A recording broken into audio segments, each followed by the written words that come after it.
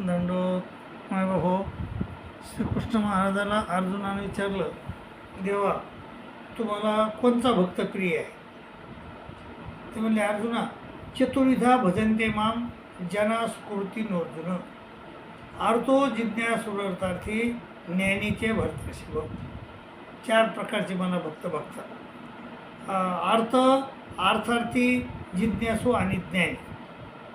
पण त्यापैकी मला तेषां ज्ञानी नित्ययुक्त एक भक्तिर्विशेषते. त्यापैकी मला ज्ञानी आणि एकच परमेश्वराची भक्ती करणारा माणूस मला आवडतो.